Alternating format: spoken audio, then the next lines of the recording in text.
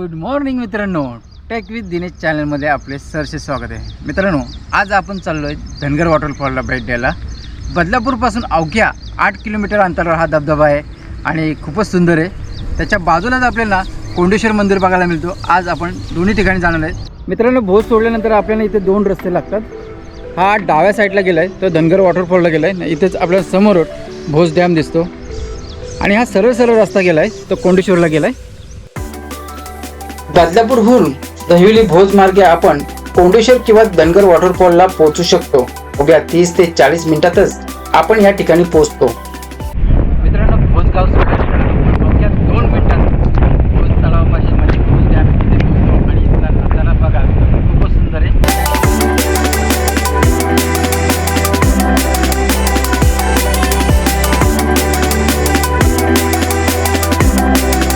Badlapur railway station पासून अवघ्या 8 किलोमीटरवरच धनगर धबधबा व प्राचीन कोंडेश्वर मंदिर आहे. सह्याद्रीच्या कुशीत लपलेले हे निसर्गरम्य ठिकाण पाहून मंत्रमुग्ध व्हाल. बदलापूर पासून आपल्याला ऑटो रिक्षा मिळतात, त्या थेट कोंडेश्वर पर्यंत पोहोचवतात. हा भाग कमर्शियल नसल्याने जास्त सोयी नाही. यायचे झाल्यास पाणी वर खायला घेऊन या. स्वतःचे व्हेरिकल असेल तर अतिउत्तम. सॅटर्डे संडेला येथे खूप गर्दी असते. भेट द्यायचे झाल्यास पावसाळ्यात देणे अतिउत्तम. भोज डॅम सोडल्यानंतर आपल्याला संकेत बंगला लागतो, म्हणजे फार्म हाऊस आहे. आता पडीक अवस्थेत आहे. तिथून थोडं पुढे गेल्यानंतर आपल्याला लेफ्ट साईडलाच एक रस्ता दिसतो. तिथूनच आपल्याला खाली धनगर वॉटरफॉल खाली उतरायचे. आता आपण धनगर वॉटरफॉलकडे चाललो आहे. मित्रांनो, इथं काही पर्यटक उगाचच मस्ती करतात. तर एवढा पाण्याचा प्रवाह चालू आहे. मित्रांनो, काही पर्यटक त्या बाजूला अटकलेले आहेत आणि हा पाण्याचा प्रवाह आणखी वाढत चालला आहे. त्यांना म्हणून आम्ही सांगितलं वरून या, तरी ते इथून येण्याचा प्रयत्न करतात. हा बघा पाण्याचा प्रवाह किती आहे. इथूनच खाली धनगर वॉटरफॉल पडतोय. मित्रांनो, जोराचा पाऊस चालू झालेला आहे आणि इथे काही पर्यटक अटकलेले. त्यांना आपण योग्य मार्ग दाखवून त्यांना आपण बाहेर काढलेले आहेत. आता जोराचा पाऊस चालू झालेला आपण धनगर वॉटरफॉलच्या टॉप पॉईंटला पोहोचलेलो आहे. पाणीचा फ्लोही खूप वाढलेला आहे. हे बघा खालच्या साईडला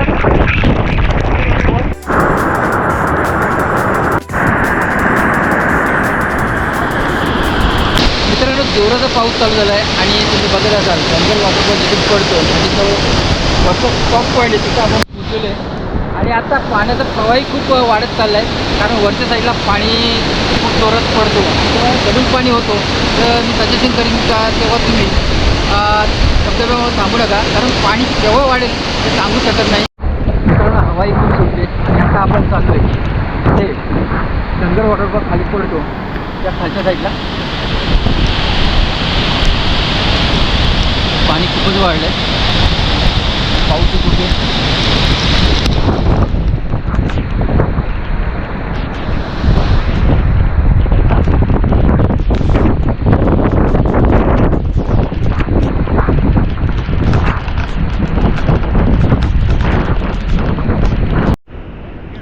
आपण तिथे गाड्या पार्किंग केल्या.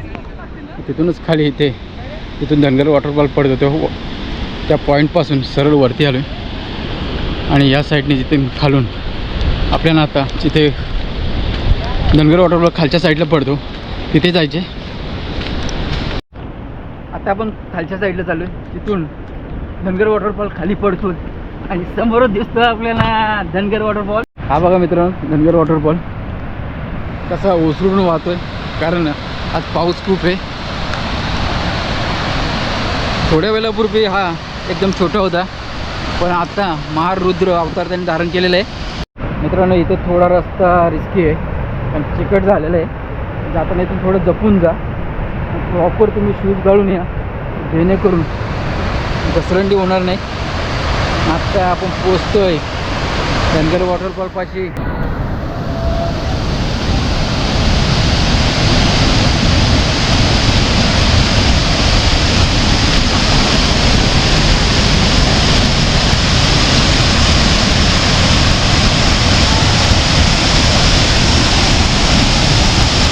मित्रांनो, आपण ज्या क्षणाची वाट पाहत होतो तो क्षण आलेला आहे आणि आपण धनगर वॉटरफॉल इथून वरून खाली पडतो त्या पॉईंटला आलेलो आहे.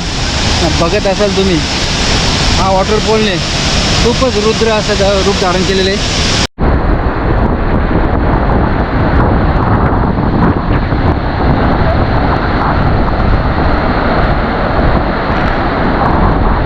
फायनली मित्रांनो, आता आपण धनगर वॉटरफॉल पाशी पोहोचलेलो आहे आणि पाऊस जास्त असल्याने धबधबाही खूप ओसंडू जातो आणि तो पाऊस पडतो पाणी वाफ होऊन बघत असाल खूपच सुंदर नजर आहेत.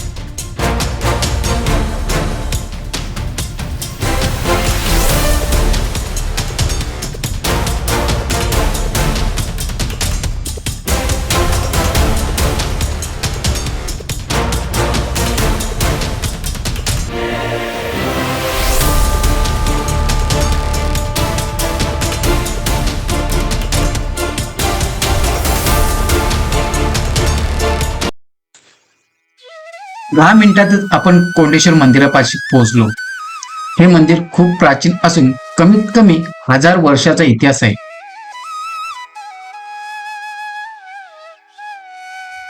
मंदिराचा गर्भालय दगडी खडकात खोदलेला असून हे प्राचीन मंदिर आहे. आजूबाजूला जे नवीन मंदिर बांधण्यात आलेले आहे.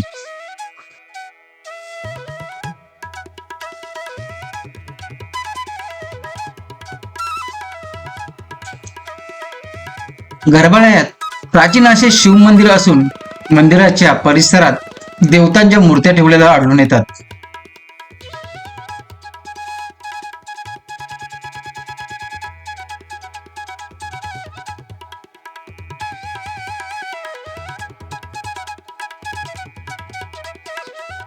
मंदिराच्या पाठीमागेच 2 कुंड असून आजूबाजूला 3 ते 4 मंदिर आहेत.